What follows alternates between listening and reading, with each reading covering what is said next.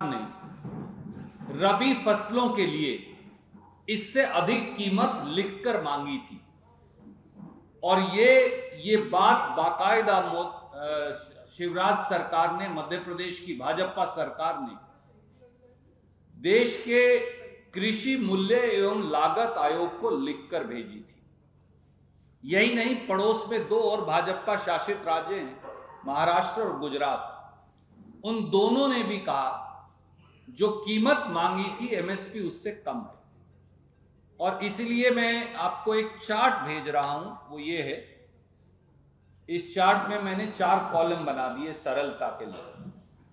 उदाहरण के तौर पर गेहूं का एमएसपी अनाउंस किया, जिस पर वाहवाही लूटने की कोशिश की गई, 2275 रुपया 2024-25 के लिए।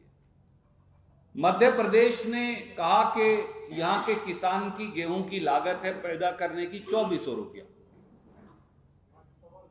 तो आप बधाई दे रहे हैं, पर दूसरी तरफ लिख के दे रहे हैं कि 2400 की बजाय मिल रहा है 2275। महाराष्ट्र ने तो और ज्यादा कहा, उन्होंने कहा 4131 उनके यहां लागत आती है प्रति क्विंटल। और ऐसे ही गुजरात ने भी कहा 3850। एक और जौ की जो हमारे यहां फसल है उसकी एमएसपी अनाउंस हुई 1850 रुपया। मध्य प्रदेश ने लिखकर मांगी 1925 रुपया, यानी किसान की लागत से कम। चने की इसी प्रकार से अगर आप देखते रहें आगे की आगे, चने की कीमत अनाउंस हुई 5440, परंतु हमने मांगी 5500 रुपया। ये सारे फसलों का मैंने चार्ट बना दिया। तो जितनी किसान की लागत है, अगर उससे कम एमएसपी घोषित होगी तो शिवराज सिंह चौहान तालियां बजाएंगे। किसान के साथ इससे बड़ा धोखा हो क्या सकता है। दूसरा एक पहलू, फरवरी 2016 में सीहोर मध्य प्रदेश में भारतीय जनता पार्टी ने कहा कि किसान को लागत प्लस 50% मुनाफा देंगे, और फिर बार बार पूरे देश में इसे प्रधानमंत्री जी ने दोहराया। अब अगर लागत जमा 50% का आधार भी देख लें तो ये मैंने एक चार्ट आपको छोटा सा और बना दिया, जो रबी सीजन का एमएसपी है वो उससे कहीं कम है। तो किसान को किया ये वादा भी टूटकर धराशाही हो गया। और सबसे बड़ा किसान के साथ धोखा है कि भारतीय जनता पार्टी की केंद्रीय सरकार एमएसपी की घोषणा तो करती है, पर किसान को समर्थन मूल्य पर फसल नहीं खरीदती। ये मैं नहीं कह रहा, अब उनका 2022-23 की खरीदी का आंकड़ा अभी जारी हुआ, तो मैंने वो भी आपके लिए यहां लिख दिया। अगर आप पूरे देश में भी देख लें तो उत्पादन हुआ 1302 लाख धान का, एमएसपी पर खरीदा 651 लाख टन, यानी आधा। गेहूं का उत्पादन हुआ 1068 लाख टन, खरीदा मात्र 187 लाख टन, यानी 18%। और अगर तिलहन देखें तो वो एमएसपी पर खरीदा 0.13%, दालें खरीदी 0.43%, ज्वार, बाजरा, रागी, मक्का खरीदा 0.26%। तो फिर न्यूनतम समर्थन मूल्य की, जैसा 3 काले कानूनों से किया जा रहा था, उसके मायने क्या है? आप कर दी न्यूनतम समर्थन मूल्य की घोषणा, आपने खरीदनी तो है नहीं। और ये मैं नहीं कह रहा, ये तो उनकी खुद की केंद्रीय भाजपा सरकार के आंकड़े कह रहे हैं। काश शिवराज जी और मोदी जी इसका जवाब दें। और मध्य प्रदेश में तो एक और छल किया गया। 2 सितंबर 2023 को चित्रकूट में शिवराज जी ने पर्ची देकर नड्डा जी से यह कहलवा दिया कि साहब भावांतर योजना यहां बहुत अच्छी चल रही है। तो हमने कहा चेक तो करें, इतनी अच्छी चल रही है तो किसान को फायदा हो रहा होगा।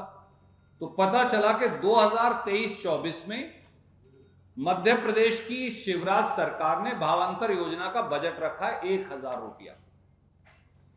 1,000 रुपया में पूरे मध्य प्रदेश के सारी फसलें पैदा करने वाले रबी और खरीफ के किसानों को भावांतर योजना का फायदा दे रहे हैं और उसका ढोल पीट रहे हैं जेपी नड्डा। भैया इसीलिए हम कहते हैं अगर नकल मारो तो थोड़ी अकल से तो मारो, और झूठी पर्चियों का फायदा क्या है शिवराज जी।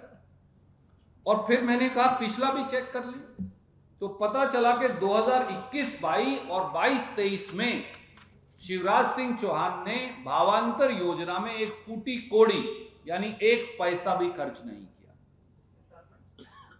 2021-22 और 22-23 में। और 23-24 का बजट है 1,000 रुपया। एक और पहलू देख लीजिए,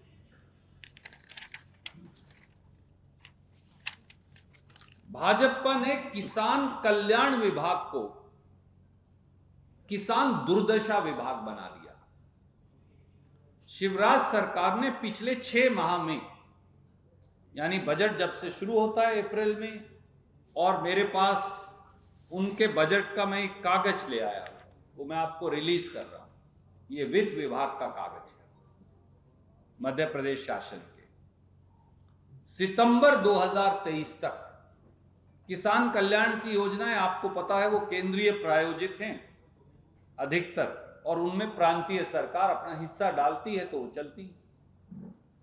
23 योजनाओं में से 19 योजनाओं में अप्रैल से सितंबर तक कितने हजार करोड़ दिया होगा अगर मैं आपके समक्ष रखूं?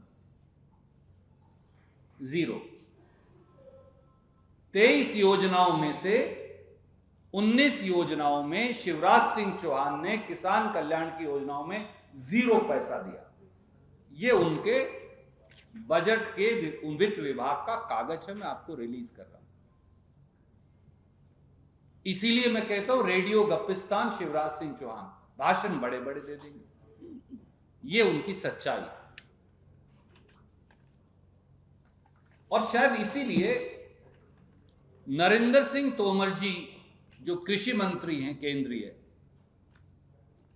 उनके विभाग की संसदीय समिति ने मध्य प्रदेश में बताया कि मध्य प्रदेश के किसानों की आय 2015-16 में 9,740 रुपया प्रति माह थी, और शिवराज सिंह चौहान की कारस्तानी के चलते, भाजपा की कारस्तानी के चलते ये कम होकर, ये अकेला शायद ऐसा प्रांत है इस देश में जहां खुद उनका कृषि मंत्री जो अब चुनाव भी लड़ रहे हैं बता रहे हैं कि ये अब कम होकर 8,339 प्रति माह हो गई। यानी 5 अगर एवरेज परिवार के सदस्य हैं तो पूरे परिवार के लिए 277 रुपया प्रति दिन या 55 रुपया प्रति व्यक्ति। 55 रुपया प्रति व्यक्ति में मध्य प्रदेश के किसान के परिवार का सदस्यों की जिंदगी कैसे चल पाएगी, ये मैं नहीं कह रहा, ये कांग्रेस नहीं कह रही है, नरेंद्र सिंह तोमर कह रहे हैं उनकी सरकार की कारस्तानी के बाद। किसान परिवार की आय कम हो गई और कम होकर 277 रुपया प्रतिदिन हो गई, और अगर 5 परिवार के सदस्य किसान के हैं तो 55 रुपया प्रति व्यक्ति हो गई। किस प्रकार से जिंदगी चलेगी? यह है भाजपा के छल का सच। यानी जो मजदूर की दिहाड़ी है उससे कम हो गई, और किसान सम्मान निधि किसान अपमान निधि बना दी। एक तरफ तो 9 सालों में मोदी और शिवराज सरकारों ने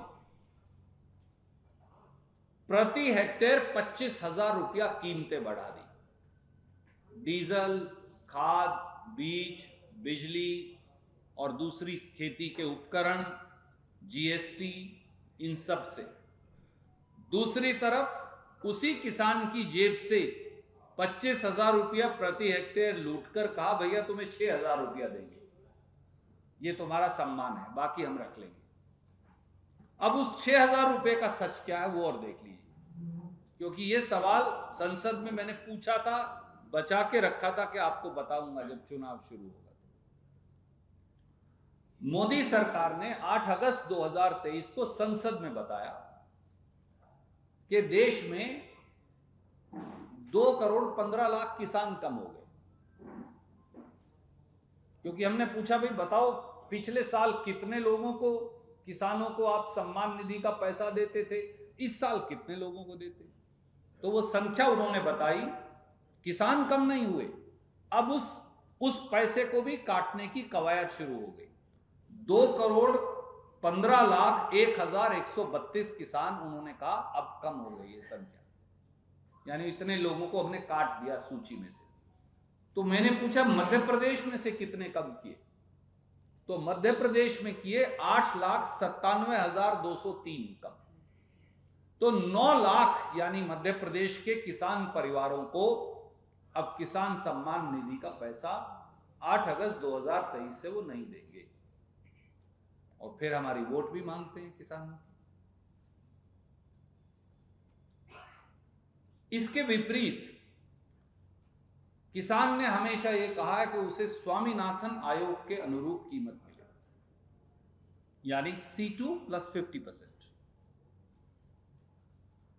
कांग्रेस ने यह वचन दिया है, वे किसानों को गेहूं के मूल्य का 2,600 रुपया और धान का 2,500 रुपए देंगे, जो आप मेरा चार्ट भी देख लें तो वो C2 + 50% से ज्यादा है, और हम इसे 3,000 रुपया तक लेकर जाएंगे। दूसरा वचन हमने ये भी दिया है कि मध्य प्रदेश के किसानों के 5 हॉर्स पावर तक जिनकी मोटर है, उनका सिंचाई का कोई बिल नहीं आएगा।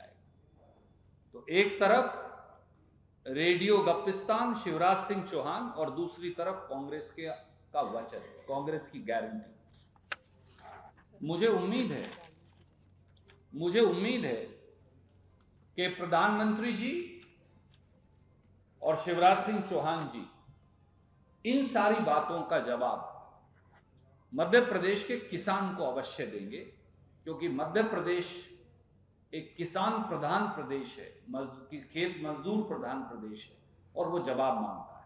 और इससे पहले कि मैं आपके सवाल लूं, मैं आप सबको, आपके दर्शकों और पाठकों को, आज महर्षि वाल्मीकि जी का प्रकट दिवस है, उनकी जयंती है, तो मैं उसकी शुभकामनाएं भी आप सबको देता हूं।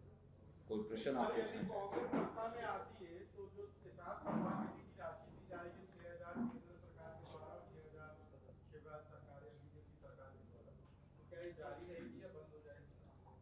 देखिए आदरणीय साथी, किसान की एक चीज भी बंद करने का प्रश्न ही नहीं पैदा होता, ये भाजपाई दुष्प्रचार है।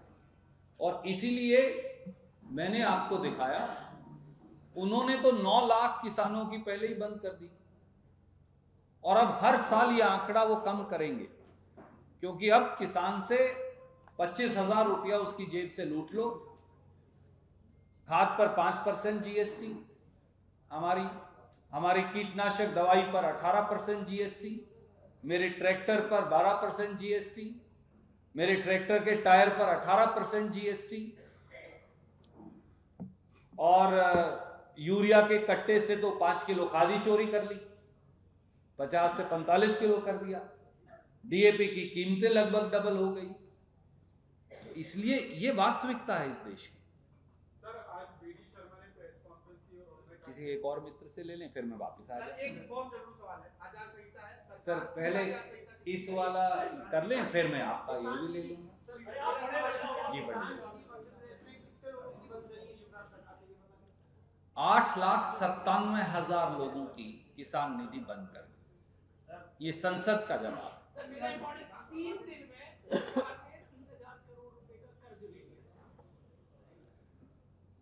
एक हमारे यहां गांव में कहावत है, कर्ज लेकर घी पिया तो क्या किया।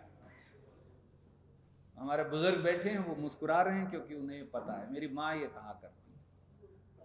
सच्चाई ये है कि मध्य प्रदेश को 18 साल से अधिक में भारतीय जनता पार्टी ने मध्य प्रदेश के लोगों को 4 लाख करोड़ से अधिक के कर्ज के नीचे डुबो दिया, और अपनी झूठी, फरेबी और कपटी घोषणाओं को पूरा करने के लिए भाजपा मध्य प्रदेश को कर्ज के बोझ के तले दबाकर बेच रही है, पर अब इस बात का अंत करने का समय आ गया है और उस तिथि का है 17 नवंबर, जब वोट की चोट से भाजपा को इसका जवाब मिलेगा।